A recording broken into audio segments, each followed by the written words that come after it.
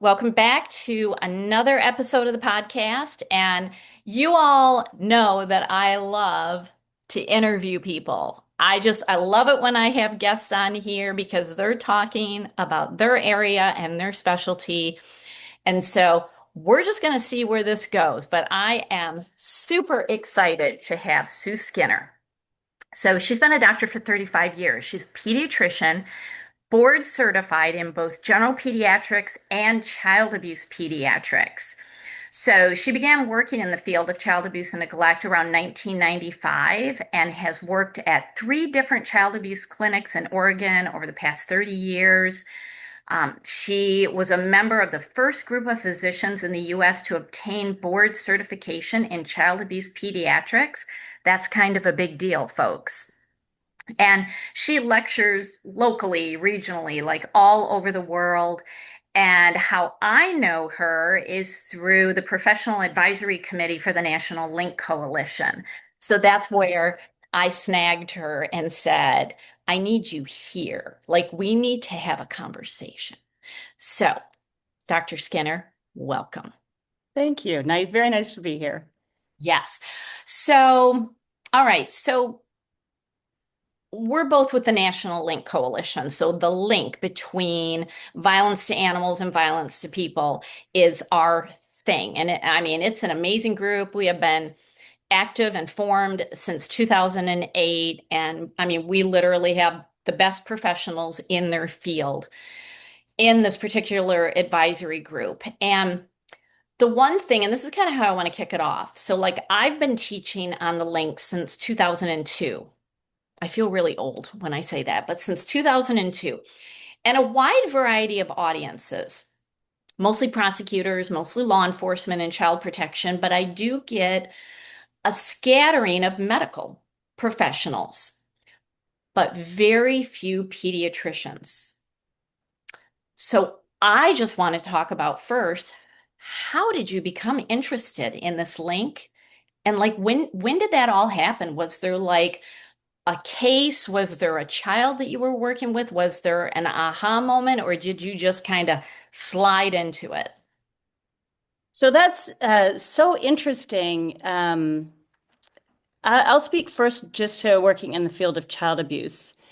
Um, Even if I'm just talking about pediatricians, um, it, we kind of see what we want to see and we kind of hear what we want to hear. And to many people and many medical professionals, just child abuse in general is really too hard to think about. Yeah. And so I think people don't, meaning we don't ask about it, maybe we don't screen about it and that sort of thing.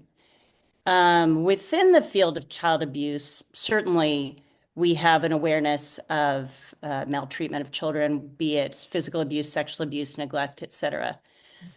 But many professionals that work in the field of child abuse find abuse against animals almost too hard to think about, which is so interesting, but real.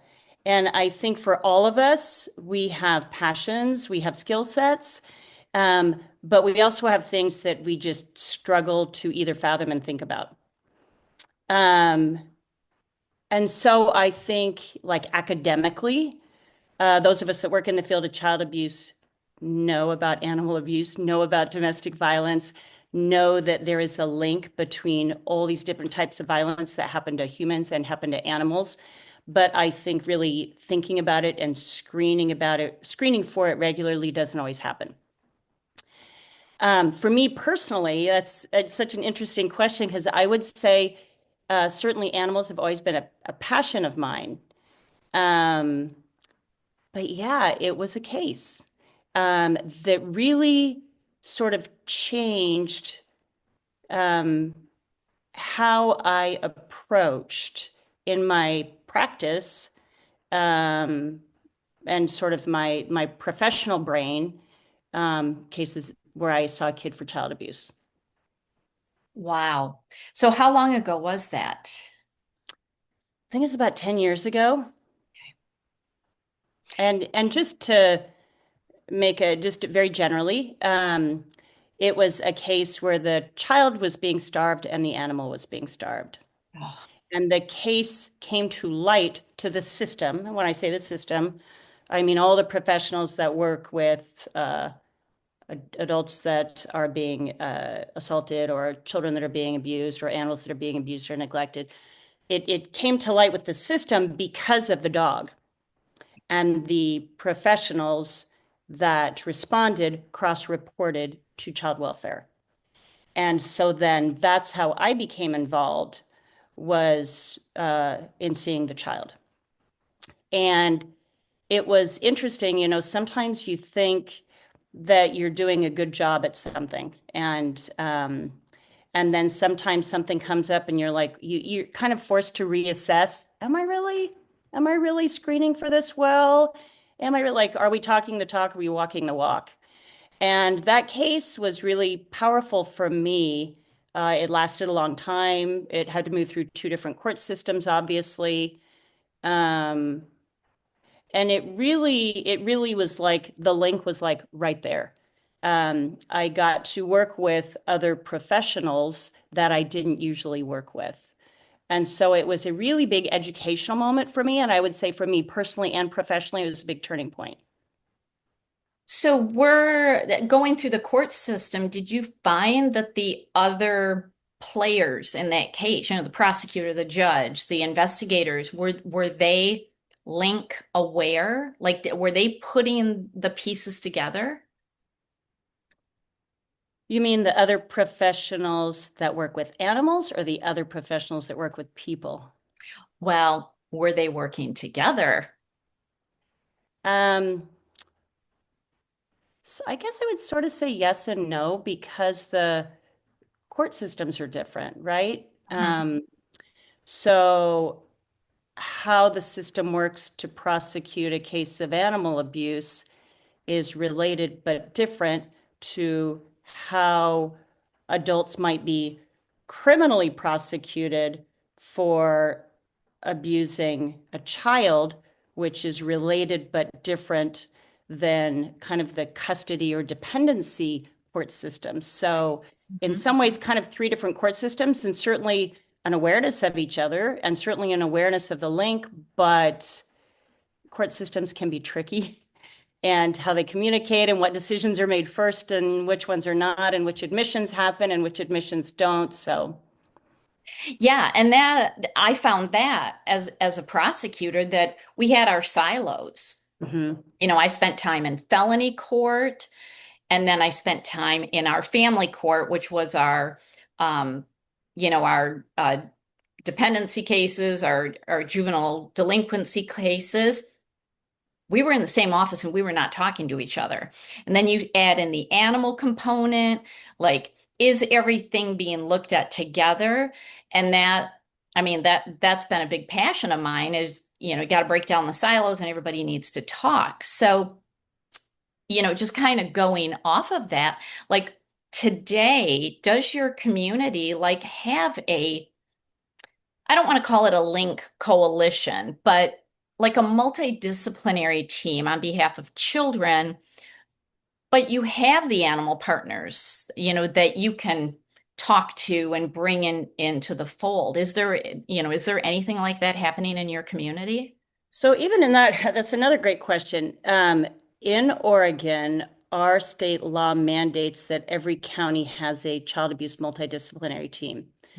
And the state Oregon revised statutes, so the state law essentially says who the minimum players must be on that countywide multidisciplinary team. For example, somebody from, if there's a child advocacy center in the county, so somebody from the child advocacy center, somebody from school health, somebody from, or I'm sorry, community health, somebody from the school system, the DA's office, child welfare, law enforcement, et cetera, uh, uh, domestic violence, juvenile system. Um, but it doesn't, and some counties will add more people just depending on resources in the county. So the Oregon revised statutes say this is the minimum. I think there's like 7 or 8 professional people that need to be part of your multidisciplinary team, but not an animal person. Um, which is it, and I just want to go back on that case, which was so interesting. And I think for any of your listeners, after this podcast, they might be like, "Oh, I wonder what my state is like." Here I'd been doing the work for a very, very long time when I had this case come up. And something that I did not know about Oregon state law, which has changed now, was when the professional responded to concerns of the dog being starved. He was allowed to cross-report, and he did cross-report. I guess part of it is like, do you have to or can you, right? That's two different things, like in legal terms. Are you permitted or are you required? He was allowed or permitted to cross-report to child welfare, which is how we became aware of the child. At that time, child welfare could not cross-report if there were concerns about, for example, if the family were to get another dog, even though they were not supposed to get a dog, and the child welfare was in the home, and they saw that and they knew that a restriction was pending this case, the family's not supposed to own any pets. If they saw an animal in the home, they were not allowed. Probably a lot of states like that because of rights of privacy of people. And that has since changed. But at the time, even though I'd been doing the work a long time, I had no awareness of that. In my brain, I was like, well, of course, if a caseworker goes to the home to see the child and they know that the family's not supposed to have any pets in the home pending this case, well, of course they'd call. They could. It's not that they weren't, they couldn't. They couldn't. Yeah. Wow. And I'm glad that got resolved in your state because that is a clashing of a law versus a judicial order. And I would not want to be in the middle of that clash because And of, can you imagine being the caseworker? Like if you were the caseworker, again, for any generic case, if you were a caseworker and you went into a home and you knew that pending a criminal case, such and such wasn't supposed to be going on in the home and you saw it, but you're mandated, you're bound by privacy for the family, and you were not allowed to report. yeah, that is not a good situation at all for anybody. So that's when systems don't work well together. It's like you have a good system over here and you have a good system over here, and this person is allowed to talk to this, but this one can't do the converse. Yeah. Wow. Very interesting. Thank you for sharing that. Yeah. So, so kind of on that, like, in your practice, like, can you just, briefly talk about the dangers of children witnessing animal abuse or animal neglect, like that child experiencing the same form of neglect, starvation that the dog was? Like, what are the dangers to children? What is some of the research telling us? What have you seen in your practice about, I mean, spoiler alert to the listeners, it's not a good thing. So I'm going to let you take it from there on why it's not a good thing for children to witness animal abuse or neglect. Yeah, and every family's different, but Barbara Boat, who's a psychologist who has done so much research over many, many years regarding animals in the home and how we should be better at screening for adversity happening in the home. I think some of her statistics are that 63 to 70% of homes have a pet, and of the homes that have a pet, 99% consider them a member of the family. So I'm not trying to anthropomorphize an animal. I'm not saying an animal is a child, but within family systems, it is a member of the family. And so when we talk about the effects on a child witnessing abuse or neglect, sort of a family member, right? Again, I'm not equating Fido with your sister. However, Fido is a member of the family. And violence in a family frequently is not just one person. So, for example, if we were talking about interpersonal, intimate partner violence or domestic violence, if there was violence by the father figure against the mother figure, likely the father figure is not perfectly behaved around all the children or the pets, or the people that come over or that sort of thing. So violence is pervasive, right? So if there's violence to a pet or an animal in the home, likely other behaviors, be they verbal or physical, are sort of bleeding over into the children and the other adults in the home as well. You know, when we talk about risk, there's kind of immediate and then there's long term. And immediate, we always worry initially just about physical harm to the child because violence to an animal who is a member of the family, oftentimes a kid's going to be like, I'm going to stop it. And they're going to want to get in the middle of that. Yeah. And again, without going into like all the types of violence that there can be to animals, whether it's kicking, punching, whether it's a weapon, whether it's, you know, I don't want the child getting in the middle of that. They're potentially going to be injured. Also immediate, like you can't unsee things you see, right? So vision and hearing are very powerful senses. And so just how that is to see something that you can't unsee, like how is that in that immediate period? And Yeah. then, you know, really long term, it's, you know, just devastating, emotionally, feelings of confusion, worries about your safety, your loyalty, your role in the family. If they don't love them, do they love me? Like, so really, when we talk about kind of long term, there's internalizing and externalizing behaviors, right? So when there's violence in the home, internalizing behaviors would be depression and anxiety, maybe suicidal, apathy, that sort of thing. Externalizing might be more acting out, and heaven forbid, children that are in home with violence act out in, oh, this is how we treat animals. Oh, this is how we treat women. Oh, this is how we. So I think the risk is for both of those. That was a super long answer. Sorry. No, no, because it's a complex Hmm. situation. I mean, it really is. I mean, I do some trauma-informed work. I have a trauma-informed coaching certification and and I love how it blends with this work because when I think about children who are hearing the animal Uh-huh. abuse, Uh-huh. like you said, they hear it or they see it, that trauma response, I mean, they are then almost forever living in a fight or flight. Hmm. And that does horrific things to the physical body before we even start talking about emotional health and mental health. Nervous system dysregulation does so many horrific things. I am not going to go down a rabbit hole on this. I need to do a whole nother podcast on that.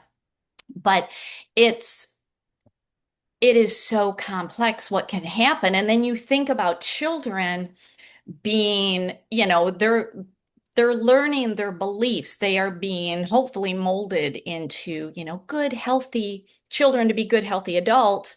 And then something like that happens that throws a wrench into everything and they're sponges. So it's just like that case that you worked on, the identifier for the first responders was the dog. And that's the thing that I'm always talking about. I'm like it is usually animal abuse or neglect that gets the first responders there and then they're like, "Oh, uh-oh.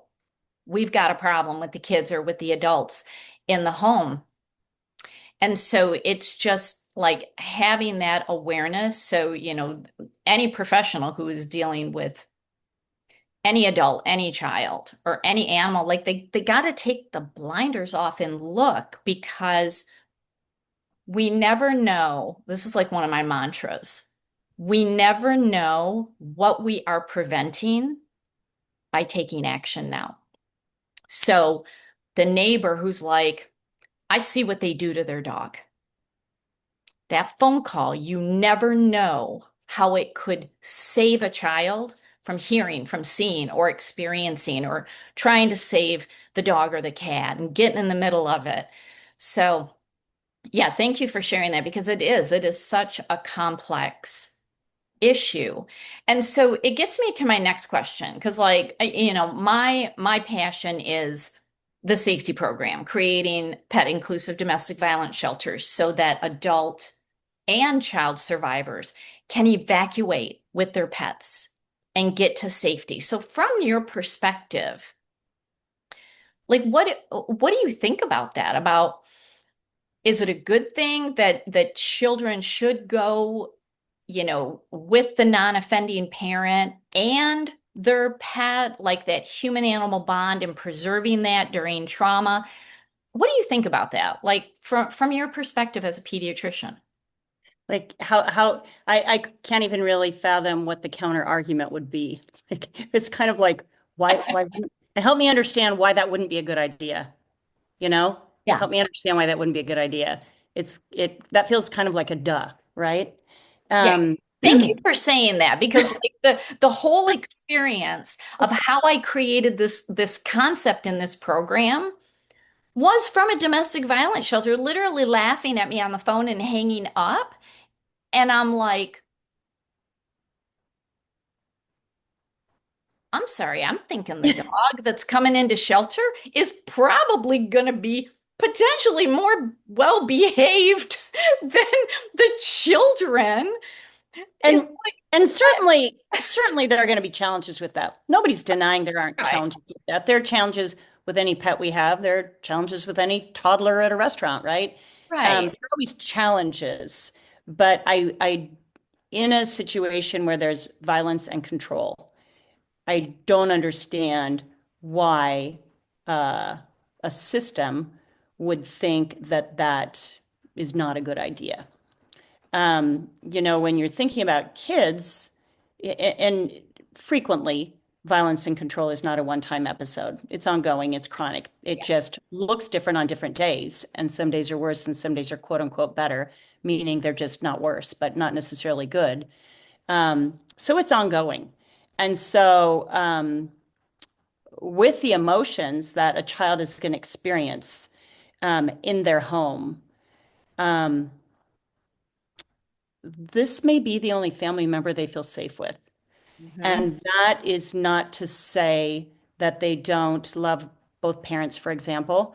And that is not to say that they don't feel like their mom, if she's the one that's being abused, that they don't have a close relationship with their mom. But in violent homes, like she's just trying to survive, right? So, um, really when we talk about what kids need, and maybe we all do, but certainly I'm a pediatrician, so through the child lens, they need to feel safe. Mhm. It's super basic. Yeah. Safety is emotionally and safety is physically. And they also need to feel loved in a way, they talk about the serve and return, right? That I'm not just talking at you and you're busy trying to survive, but that I'm talking and you listen and you respond and I listen and then I talk and you let like a conversation where we really are communicating. We're not talking at each other, but we're really communicating with and hearing each other. If that kind of love and honest open communication in a serve and return fashion and safety are in the home, family systems can withstand a lot of stress and adversity and have a lot of resilience. If that's not there, who is the little buddy that's giving that to the kid? It's often their pet. Mhm. It's often their pet. And again, not anti other members of that household, but the pet is the one they snuggle with. The pet is the one they cry with. The pet is the one that goes with them when they go on a walk. The Mhm. pet is the one when they're hearing violence in the next room that's like giving them some comfort. Like all these things that are so important. It's like a physical representation of good mental health, good emotional health for the child is in that pet. So how could you rationalize that the only thing in that household that the child really feels safe and feels like they're getting that love and that serve in return from their Yeah. pet, that family member? How could you rationalize like, nope, we got to leave Fido behind, but we're going to keep you and mom safe? Like, Right. It's like yet another loss. It's another trauma, another tragedy when that pet is the purest unconditional love and the pet keeps the secrets mm-hmm. when the child And needs it may have trust issues. And it's like, you know what? The cat, the dog, the rabbit, the bird, they're not going to tell anybody. I can confide. They're going to Right. be there for me. They love me no matter what. It doesn't matter what I do, what I say, or what happens. They love me no matter what. And Yeah. that is powerful. And they're always there for me. So then if it becomes, then it's like, well, the violence in my home is a known entity. It stinks. It's bad. It's scary. It makes me sad, depressed, etc. But it's a sort of known entity. So why would, if I'm a kid, why would I go to stay somewhere else, a shelter, a foster home, whatever, Right. that is not a known entity and leave my best friend behind? Like, Right. no, I'd rather stay in this really dysfunctional, violent known entity um, so the other time where I see pets come up is I remember one case I had that was a really bad case of sex abuse, and it was mom's partner um, sexually abused this young adolescent over years, just a lot of really bad stuff. And there was a pet in the home, and there was no abuse to the pet. But as they left the home, it was just a really messy and a really stressful and a really difficult case. As they left the home and were trying to be set up, because oftentimes when people leave alleged offenders, there becomes a financial burden. How do you find a place to live? How is income going to look? That sort of thing. Long story short, they couldn't find an apartment that would take them and the dog. And the kid, the child victim, was kind of like, I'd rather take back everything I said than leave my dog. I think we just really have to be honest about the bond that animals, which are family members, have in the vast majority of homes, have with kids and adult caregivers as well, and really have them be part of the equation when we're trying to keep kids safe. Yeah. Yeah, and one thing that I always say when I'm giving my trainings, at conferences is, this human animal bond, especially with children, it's biological, it's instinctual. Like, you look at babies, what is the first thing that they're wearing? It's got little giraffes and like little koala bears, and I mean, there's animals everywhere.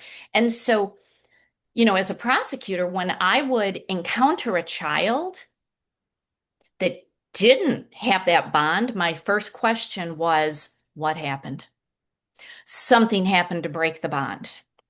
Because it's so natural. So going to my next question, in your work, do you ask specific questions when you are meeting with a child for the first time? Do you ask about pets? Like, is there something that you do? Because I'm thinking if there's a pediatrician listening to this, maybe they can add to what they're doing. They can add something to their list of questions. So interestingly, I don't, and that's when you were asking at the beginning if there was kind of a turning point for me. I thought I did pretty good at my job. But when I had this case, it sort of changed how I talk to kids a little bit. And I really feel like since then, I add questions about animals to pretty much every kid I see. And if you think of, I work at a child advocacy center. So the vast majority of kids, maybe young kids don't quite understand it, but the vast majority of kids, when they come there, know that they're there to have a medical exam and a talking time or an interview regarding issues of abuse or neglect. Mhm. So the vast majority of families are pretty anxious when they get there for obvious reasons. Even if adult caregivers are really supporting their kids, it's just a lot of stuff for families to deal with. Uh, like that probably goes without saying. So when kids come back to see, we work in a team. So if I'm the medical provider, I work with an interviewer, we work as a team. Kids often, right as they come back, are wound pretty tight, obviously, right? Um, I would say like 95 to 99% of the time, the best icebreaker is to start off with an animal question. Yes.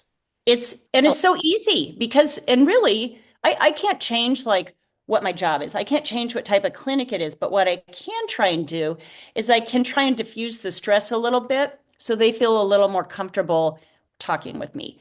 And an example, if I start with the pediatrician brain and I start asking about school, that actually can make things more stressful. Some kids that have been abused, maybe they're not doing so well in school. Maybe they don't have a lot of friends. And I'm like, oh, who's your best friend? And the kid's like, I don't have any best friend. Why are they asking me? Like a Yeah. lot of questions that we think are generic questions are not really good ones to put kids at ease. But if I just right off the bat, like, do you have any pets? That's all I have to say. Do you have any pets? Yeah.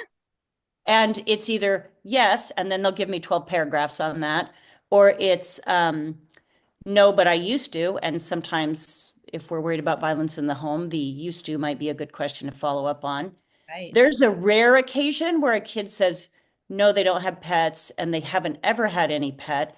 And then usually I say something like, if you could have any pet, what would it be? And sometimes they get kind of fantastical. I'd love to have a giraffe. And I'm like, how would that fit in your house? Aren't they kind of tall?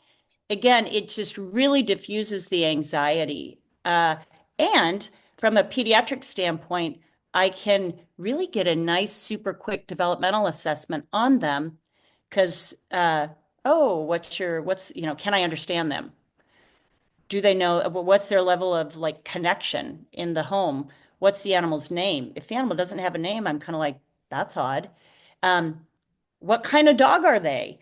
Or how big are they? Again, developmentally, if they're like, well, and they can kind of hold up their hands and show me, I can just ask in less than 5 minutes. I can get so much information about the family, about the child's development.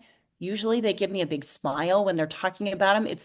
And then if they have their interview after that, we can follow up on the questions again as an icebreaker and or to screen for abuse or neglect of the animal. Yeah. Yeah, and I have always believed that, and when I taught forensic interviewing protocols, I would always recommend, it doesn't matter if you are the responding police officer, like the first responder, the investigating detective, if you are the doing the SANE exam, Yep. if you are the forensic interview, it doesn't, if you're the prosecutor, Right. leading with animals totally diffuses the anxiety and you become the cool person who asked about their pet. Yeah. And it's like instant rapport. And I have seen it time and time and time and time and time again. So thank you for sharing that because that I think is crucial. So for anybody who's listening who talks with children in any scenario, maybe you're a school resource officer, lead with the animals, please. Would you And please do that? It's it's huge. such a basic question. It's just, do you have any pets? That's all you say. Do you have any pets? Yeah, And they just go because it's either yes, I do. Here's what I have. Or, sometimes it'll be 15, and then my brain's like, yeah, are there other issues in the home? 50. Let's understand that. But they just go with it. They just go with it, and the anxiety decreases yeah, and sort of a little bit of happiness comes out unless there have been, and I've had cases like that where I remember one girl where there was violence in the home and some pets had kind of disappeared.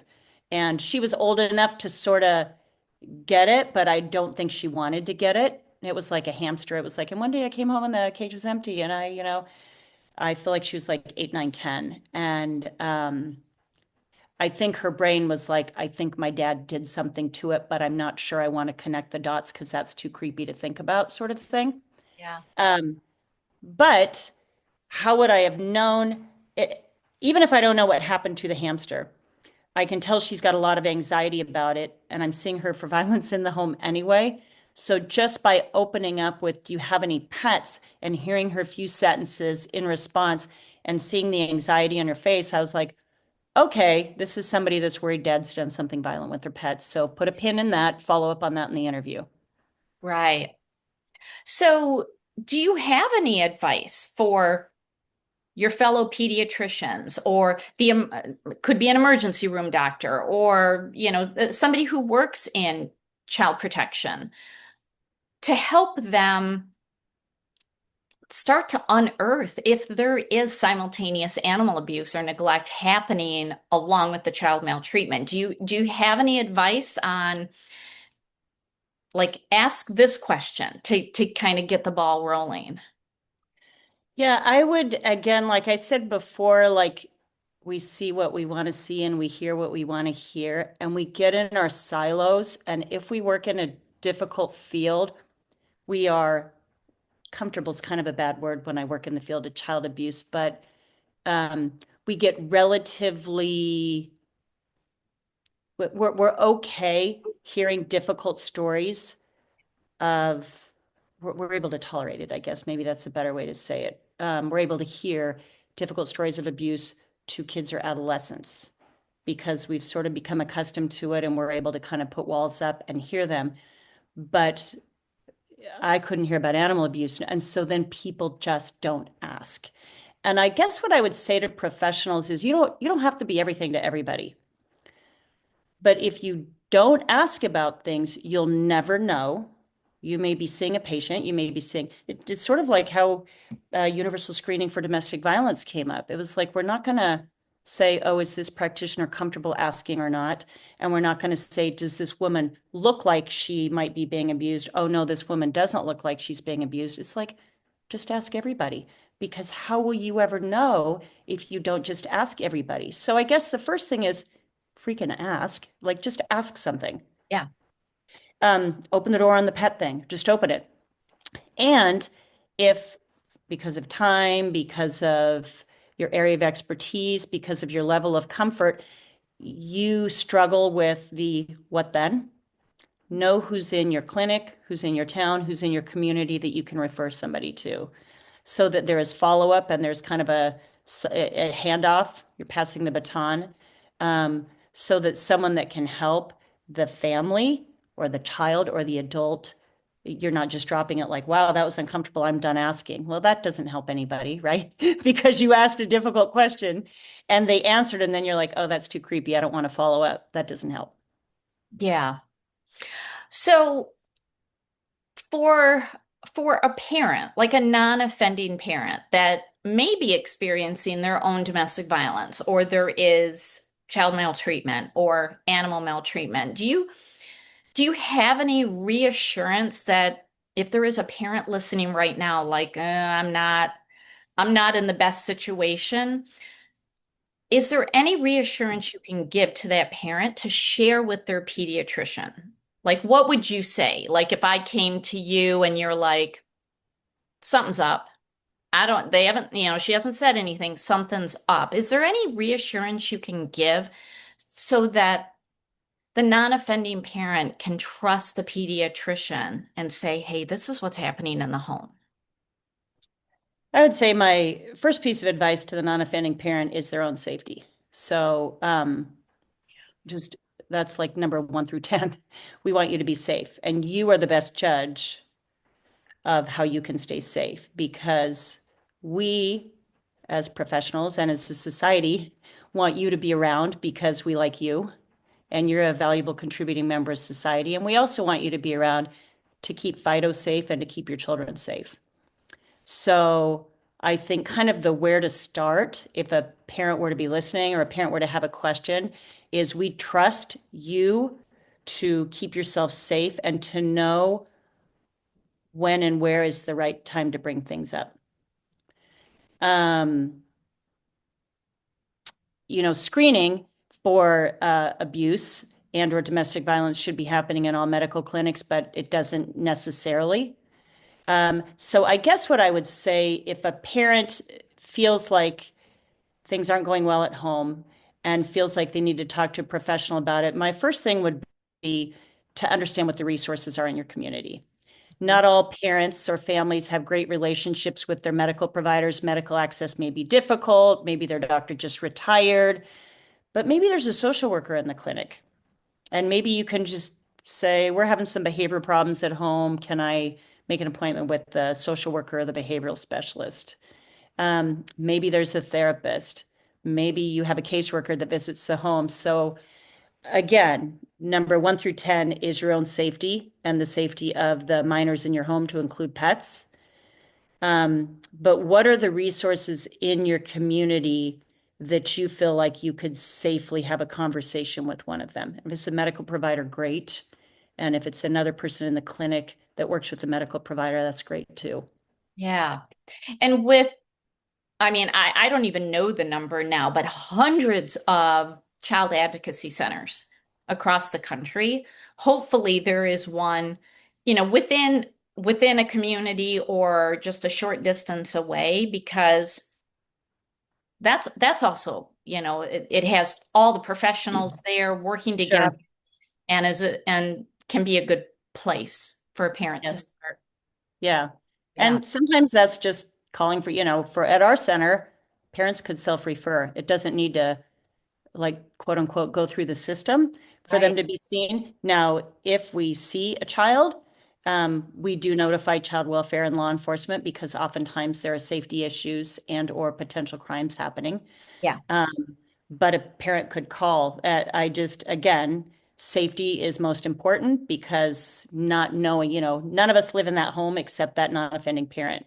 So they know, does the violent person go through my phone? Do they listen to what I'm saying? Do they, so keeping in mind, we want you to be safe because we want you to be there Mhm. for your child and the pet in the home, and because we value you in a safe fashion to call and say, hey, how can I get some help here?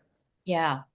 So yeah, so you mentioned, reporting, and this is kind of where we started, as we kind of come to the end of this. So when it comes to cross-reporting laws, a pediatrician reporting child abuse, I know that there is a growing movement for healthcare and medical professionals to report domestic violence. I'm not aware of any healthcare reporting animal abuse. I could be wrong about that. Does Oregon allow healthcare, whether it's a mandatory or a discretionary reporting law? Do you have that for reporting animal abuse? Yes, but I don't think it is a well-oiled machine. Okay. And I think for any listeners, what I would say is try and understand how it works in your community and or your state, because there's going to be state law.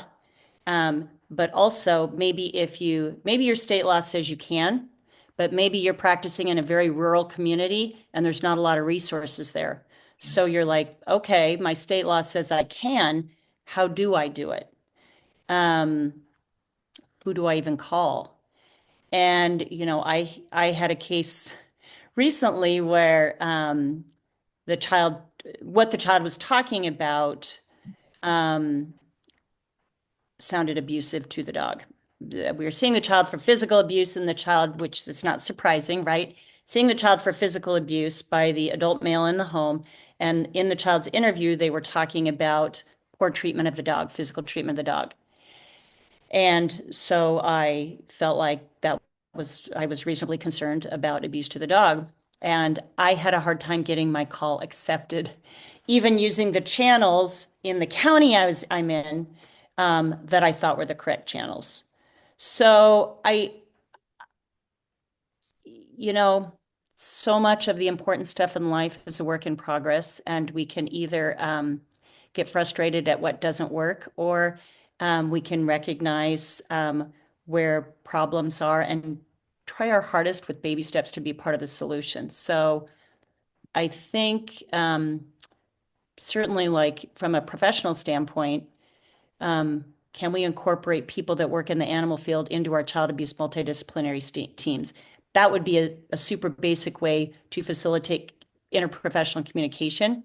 And then can we help professionals who see people, human medicine, understand the laws in their state and how they would report it if they had a concern? Yeah. So, and that's all just a big education piece, right? Yeah. Yeah. So, I don't even remember what number podcast it was, but whoever, for the listeners, I did a cross reporting podcast just recently. So it's only a few podcasts back, but I'll also put, in the notes below a link to, it's either mandatedreporter.com or .org. I know through the National Link Coalition, we worked with that organization to get the animal abuse reporting on that website. So that's a good location to start to see where your laws are. Plus, on the National Link Coalition website, there's also a document with the mandated reporting laws by abuse or by profession. I'll put those links to make it easy. Um, so I guess we're coming up on the end. Is there anything we've talked about a lot? Is there anything else that we haven't covered that you're like, I need everybody to know this from my position as a pediatrician?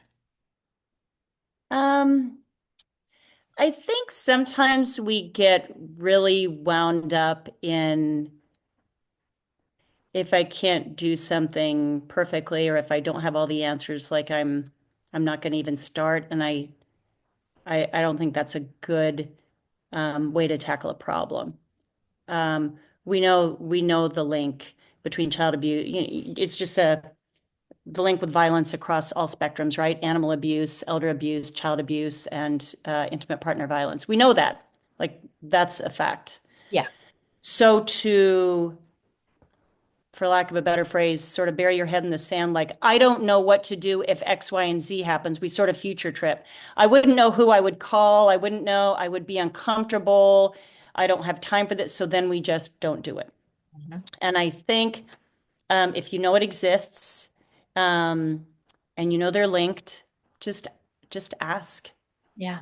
And best case scenario is that you get a child and you ask a pet question, and there's nothing bad going on in the home, and you just have like uh, really forged kind of a nice beginning to your communication and relationship with the child because they were like, oh, they kind of care about me and what's important to me. So best case scenario, there's nothing bad happening. Yeah. Um, but you're kind of reaching out to the child on their level. Yeah. And if you don't ask, you don't know. And just asking a question about a pet, it's neutral. Like you're not invested in the answer. It's the child can answer whatever the child wants. It's such a great question. Like everybody, I am going to be pounding this home. Like everybody needs to ask this question.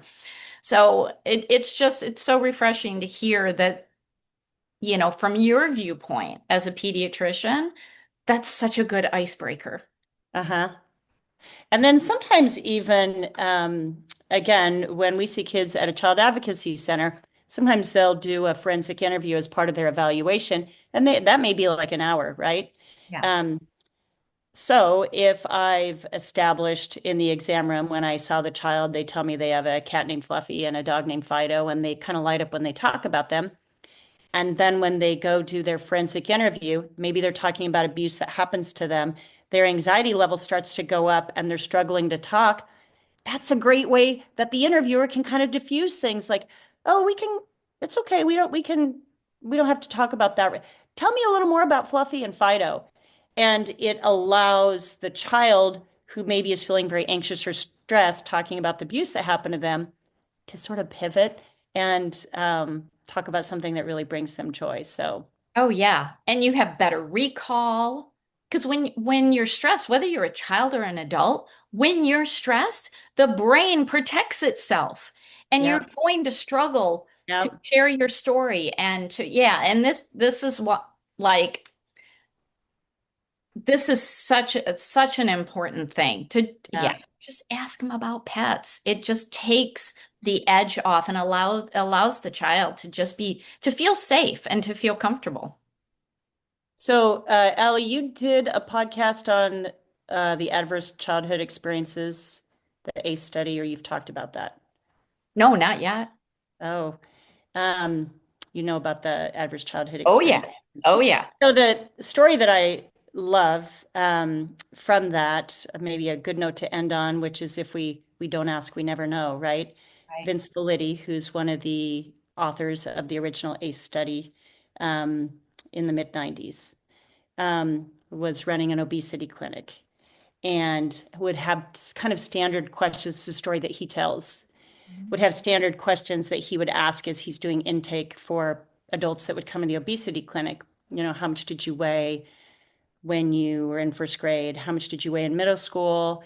how much did you weigh in high school? How old were you when you first became sexually active? So these are some standard questions he would ask on the intake.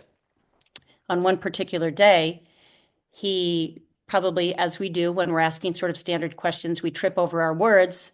And instead of saying, how much did you weigh this year? How much did you weigh this year? How old were you when you first became sexually active? He asked, how much did you weigh when you first became sexually active? Accidentally. And the person that he was seeing said 40 pounds. Oh, And kind of looked at them, oh, and she said, I was 4 years old. It was my father. Or he looked at the woman weirdly. And so he re-asked the question, but he re-asked it in the same fashion. Wait, how much did you weigh when you first became sexually active? Again, just kind of tripping over his words. And that's when she confirmed, I was 4 years old. I was sexually abused by my father. And his brain immediately said, wait, this can't be. I've been practicing for 23 years and I've only seen one other case of sexual abuse before. So his brain was, this is super uncommon. I must have something wrong. And as anybody who knows the ACE study, which is 17,000 people saying, what happened to you when you were a child? So it's a study asking adults about their adverse childhood experiences. As anybody who's familiar with it knows, sexual abuse is very, very, very, very, very common. yeah, So my point is, if you don't ask, you'll never know. And that was his pivotal moment, like, wait, what? And when he even presented his data at one of the big conferences, he had people in the audience like, no, no, no, you're overcalling it.